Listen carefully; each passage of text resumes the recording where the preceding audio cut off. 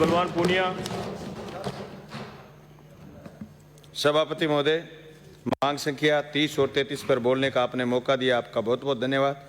मैं आज इस अवसर पर हमारे पूर्व दिवंगत मंत्री मास्टर भंवरलाल जी को याद करूंगा, जो पिछली बार सारे दिन सदन में बैठे थे और इस मुद्दे पर जब लोग बोल रहे थे तो उनको बड़ी ध्यान से सुन रहे थे और बड़ा जोरदार जवाब उन्होंने दिया।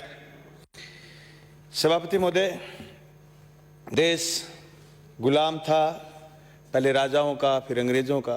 देश में आज़ादी आई, बाबा साहब भीमराव अंबेडकर के नेतृत्व में संविधान बना। संविधान में स्पष्ट लिखा गया कि हम भारत के लोग इस देश के लोकतांत्रिक, धर्मनिरपेक्ष, समाजवादी गणतंत्र की रक्षा करेंगे। उसके समस्त नागरिकों को सामाजिक, आर्थिक, राजनीतिक न्याय, विचार, अभिव्यक्ति, विश्वास, धर्म और उपासना की स्वतंत्रता, प्रतिष्ठा और अवसर की समता प्राप्त करने के लिए उन सब में व्यक्ति की गरिमा और राष्ट्र की एकता और अखंडता सुनिश्चित करने वाली बंधुता बढ़ाने के लिए दृढ़ संकल्प होकर के संविधान को स्वीकार करते हैं। सभापति महोदय, बात जब स्पेशली इस बात पर आई कि अनुसूचित जनजाति के विकास और सामाजिक कल्याण की आई, तो स्वाभाविक बात है कि 70 साल में बहुत कुछ हुआ भी है, हम इस बात से इनकार नहीं कर सकते। जब आजादी नहीं थी, समाज जाहिल था, बेकारी, बेरोजगारी, अशिक्षा, सारी चीजें थी। स्कूल बने, कॉलेज बने, नौकरियां बनी, उद्योग लगे, कारखाने लगे और लोग अंबेडकर छात्रावास में पढ़ करके, दूसरे छात्रावास में पढ़ करके, सरकारी स्कूलों में पढ़ करके लोग IAS IPS भी बने। इसमें कोई दो राय नहीं। लेकिन जिस तेजी के साथ समाज को आगे बढ़ना चाहिए था, उस स्थिति से समाज नहीं बढ़ा।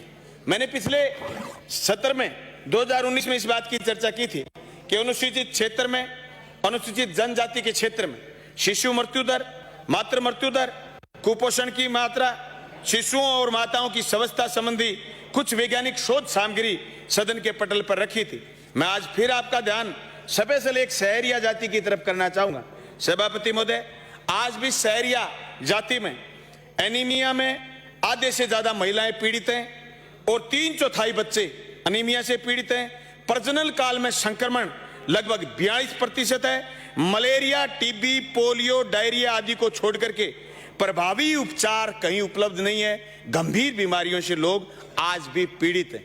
आज भी TSP, नॉन TSP के नाम पर झगड़े चल रहे हैं और नॉन TSP क्षेत्र के शिक्षक जो TSP क्षेत्र में लगे हुए वो बाहर जाना चाहते हैं और उनके एवज में TSP के लोगों को वहां नौकरी मिले, इस बात की मांग उठती है। आज भी डूंगरी कांकरी का जो मामला हुआ, उस मामले में जिस तरीके से विद्रोह एक देखा गया और उसका जिस तरीके से दमन हुआ, झूठे मुकदमे में लोग मांग कर रहे हैं कि हमारे यहाँ मुकदमे वापस लिए जाएं। आज भी मैं एक बात आपके बीच 2011 का एक सर्वे रखना चाहता हूं, जिसे साबित हो रहा कि सामान्य समाजों से आज भी TSP और नॉन TSP में किस तरीके से साक्षरता दरें अभी भी कम है। वहां मेल में 68.55% और फीमेल में 48.35% और शहरिया जाति में 36.27% मेल और फीमेल में अभी भी 7.85% शिक्षा है। इसका मतलब जनजाति क्षेत्र पिछड़ा हुआ है और जनजाति में शहरिया जाति पिछड़ी हुई है। इस तरीके से अगर हम अलग अलग वैल्यूएशन करें, अलग अलग पैमाने पर देखें, तो आज भी जनजाति क्षेत्र काफी पिछड़ा हुआ है। सभापति महोदय, मैं आपका ध्यान इस बात की ओर आकर्षित करना चाहूंगा कि जो अशिक्षा, गरीबी, भूखमरी और यातायात की जो कमी आज भी इस क्षेत्र में है। इसलिए मैं मांग करता हूं कि जहां भी TSP क्षेत्र के लोग रहते हैं, उन वार्डों में, उन मोहल्लों में स्पेशल नशे पर ध्यान दिया जाए और समाज को बराबर लाने के लिए मांग बार बार जो उठ रही है उसको गंभीरता से संविधान में प्रदत्त अधिकारों के तहत लागू किया जाए। सभापति महोदय, मैं बराबरी की बात पर आऊं तो रेसला नाम के संगठन के लोग जो अभी विधानसभा के बाहर पिछले 5 दिन से भूख हड़ताल पर बैठे हैं, उनकी मांग है कि व्याख्याताओं की संख्या 52,699 जो प्रिंसिपल बनने के लायक हैं, उनको सिर्फ 14% आरक्षण है, 14% सीटें मिली हुई। प्राध्यापक की जो कि 3650 है, उनको 120% मौके मिले हुए। यानी वो इस बात की मांग पिछले 5 दिन से राजस्थान सरकार से कर रहे हैं। मेरे एक पत्र के जवाब में सरकार ने 20/7/2000 2020 को उत्तर दिया था कि 80-20 के रेशो से हम इसका समाधान करेंगे, लेकिन पत्रावली आज भी लंबित है और पूरे प्रदेश के 55,000 जो लेक्चरर हैं, व्याख्याता हैं, स्कूल व्याख्याता, वो हड़ताल पर हैं। मैं सवाल इसलिए उठा रहा हूं इस मसले पर कि बराबरी की बात की जब हम बात करें तो आज भी हम उसको गंभीरता से लागू नहीं कर पा रहे। संविधान की व्याख्या की जब बात आ जाती है तो मैं एक बात आपके बीच में निवेदन करना चाहूंगा। एससी की महिला हमारे यहां शादी करके आ गई, ओबीसी की महिला हमारे यहां शादी करके आ गई, सभापति महोदय आज भी उनको यहां आरक्षण नहीं है।